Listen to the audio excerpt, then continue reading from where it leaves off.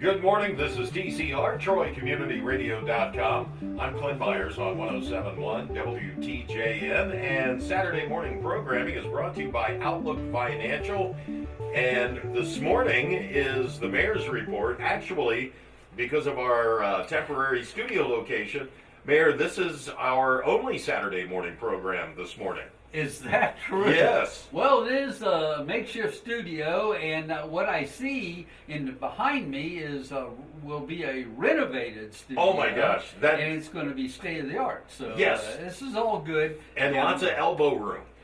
That's what's going to be great over in the new studio. But I got to tell you, Clint, I got to appreciate you gave me a very comfortable chair to sit in today in rather a confined studio. But again, gosh, Troy Community Radio, I don't care where you put it. And Dave DeNoyer, he's out and about and doing positive things to highlight our community. And so it's not a place.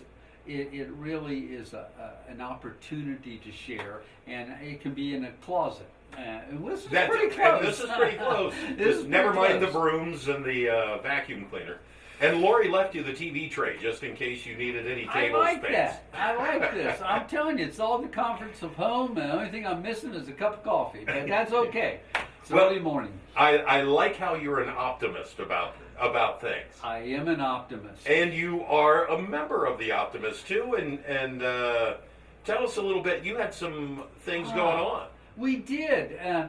A couple of weeks ago, we had this thing called the Troy Strawberry Festival. Oh, yeah. And the Optimist sponsors the Junior Troy Strawberry Golf Tournament. Oh, okay. And because of that rain that we had prior, we had to postpone the golf tournament to this past weekend on a Sunday that was beautiful.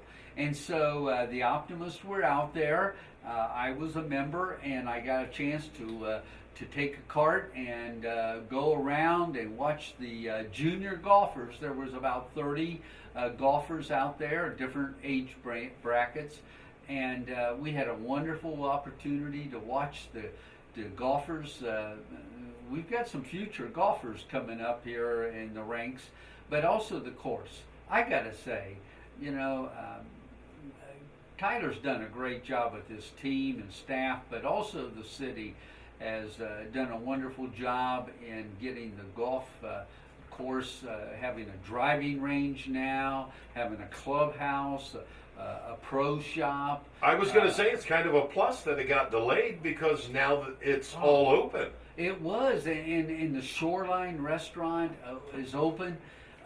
It's just a nice venue, and I also want to let you know our president is Michael Ham. Many of us know Michael Ham. He's mobility impaired. He had no trouble getting in and out and going down and seeing and passing out the awards. So it was a wonderful day, and the only reason I say all that is because if you are interested in golfing, that's a wonderful venue to go, and I understand that People's Reader's Choice has the Miami Shores Golf Course as one of the best golf courses in the area. I would agree, having taken the tour around and seeing the course, and then looking at the new renovated clubhouse and the driving range. It has all the amenities you need to be have an enjoyable golfing experience. All right. Well, that is straight from an optimist. and it is. It is absolutely beautiful over there. Got a concert coming up at Treasure Island just tomorrow. Well, today. Today, this evening at 7:30. I always clarify this. Weather permitting, we have had our share of rain. Now, hopefully, the rain is drained off back into the Great Miami River, but we do have a concert that's being planned at the amphitheater, and it will be the Ashley Martin Band, 7:30, coming on down. It's kind of a modern country pop rock, kind of a generic kind of a she does a great job. Yes. Just an all-around entertainer. And so she'll be down there. Hopefully people will come out, bring their lawn chairs, but we have a terrace there so people can see and enjoy. But that'll take place at Treasure Island at 7:30 tonight. and that really kind of follows the 4th of July concert that we're also going to be having down at Treasure Island. And of course, Adventures on the Great Miami River. Again, I'm going to clarify this, weather permitting. we probably will, in fact, we will have some of the show water tents on display, and some people are renting those out. Really? To watch the fireworks that are going to take place on Independence Day, 243 years of a birthday celebration here in Troy. And so we invite everybody to come down, not only to see the fireworks that'll be as it gets dark, but also there will be featuring an Epic Eagles tribute band that'll be there. They're from Canada. I love the Eagles. And lots of people do. So I would think it'd be a great venue to come, watch a concert, stay around, watch the fireworks. And if you're so inclined, if the river cooperates, we could be on the river. Now let me talk a little bit about the river, because we've had a couple of close calls on the river. With all the heavy rains, and you get that swift water, and the water was way up. To me, that just says danger, but to some people, I think it says adventure. We got to get out there. But we've had to have 2 water rescues. Yes. So I only caution people. Well, I'm so happy to see our river being utilized. Yes. Number one, I'm so happy to see Treasure Island being utilized for concert events and activities. I am very happy to see our Smith's Boathouse Restaurant in operation. So all those things are good, but with caution. If we've had these heavy rains and the water is swift, people need to use good judgment. Certainly have a water jacket, water preserve jacket on, but also just be careful out on the river. It is fast moving. And you get over by the dam, it's dangerous anyway. It's dangerous at the dam. At regular water level. Absolutely. Thank you, Clint, for sharing that, and it kind of made me want to think about safety first. And the Adventures on the Great Miami, they're very cautious as well. So, I check with them. By the way, if somebody's interested in renting one of those water shoal tents, our own entrepreneur, Ethan Smith, is the created those right here in Troy. Yes, right here in Troy. So if you're interested, I'd say contact Chris Jackson with Adventures on the Great Miami and talk about how that could happen. And I know the 4th of July there will be a couple of those tents out there on the water. Again, I keep saying weather permitting. I think it'll be great. People, we saw him on TV when he was on The Prophet, but this is going to give us, and we've seen pictures and on Facebook, but during the 4th of July, it'll be a great opportunity for everyone to see them in person out on the water. Thank you, Clint. I couldn't say it any better, and it's just a great opportunity, and I'm glad to see our Treasure Island Park being utilized and exciting in so many different ways for people of all ages, but be cautious.